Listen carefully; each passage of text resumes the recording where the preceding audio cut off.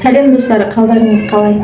Бүгін біз әрбір отбасыда асылатын, аптасына бір мезгіл немесе 2-3 мезгіл асылатын қазақтың ұлттық тағамы бешбармақты дайындаймыз. Бұл әркімде әрқалай аталады. Бір Қазақстан мемлекетінде бір жақта бешбармақ, бір жақтарда ет, оның жаймасы да әртүрлі болады, асу мәнері де әртүрлі болады. Енді мен Батыс Қазақстан Маңғыстаудың ет асуы қалай екенін көрсететін боламын.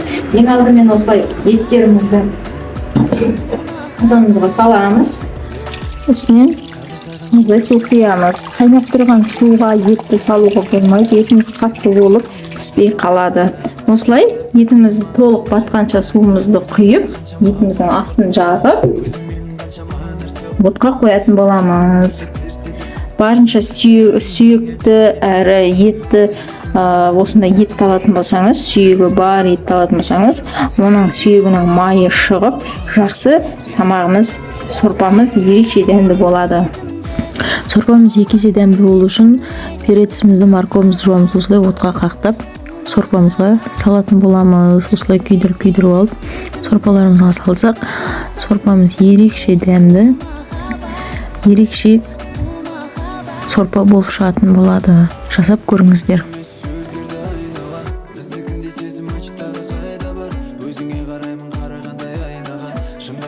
Біздің қамырымыз үшін ең алдымен бір жұмыртқа, мұздай су, салқын су болу керек, және тұз.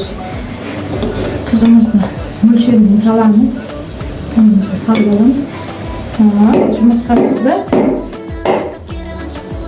осылай суымыздың ішіне салып араластыратын боламыз.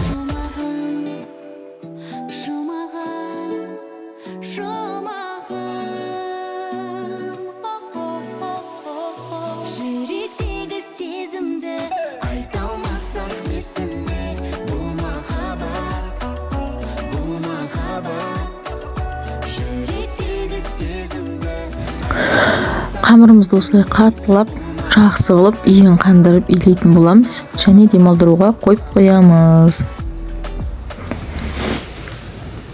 Мен подливаға жуадан бөлек қасына осындай помидорларды қосып жібердім. Ол тамаққа кішкене де болса сән береді, қызарып әрі дәм беретін болады.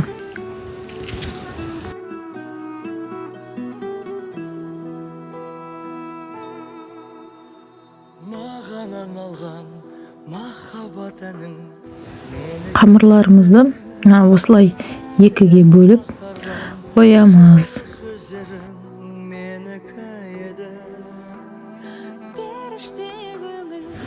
Дайын қамырымызды осылай оқтауменен әдемілеп дөңгелектеп жайып шығамыз.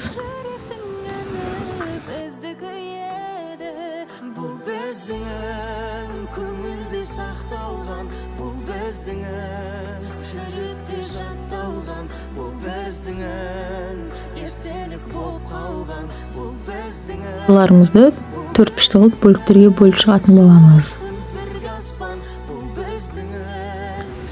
Дайын болған еттерімізді қазанымыздан сүзгімізбен осылай сүзіп алып, бір шетке ысырып қоятын боламыз. Жасымыз жырақ, көбеді сұрақ, тартынып қалғам. Бата алмай жүрмін, жайымды білгім, жаңғырықтардан. Ең алдымен қамырымызды салмастан бұрын тұздығымызға майын қалқып, сорпасының майын қалқып алатын боламыз. Майымызды түзіп алғаннан кейін қамырларымызды осылай рет-ретімен салып, сала отырып бұлғап отырамыз, себебі қамырымыз жабысып қалмауы керек.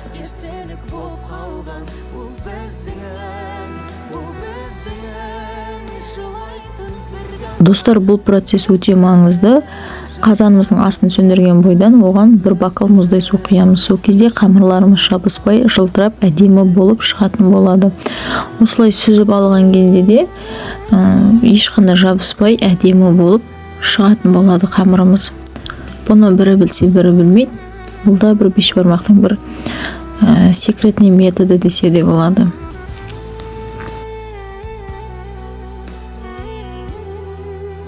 Қамырларымыз жабыспаш үшін тұздығымыздың бетіндегі майды алып осылай үстіне құйып араластырып жібереміз. Сол кезде қамырларымыз жабыспай біркелкі әдемі болып тұрады.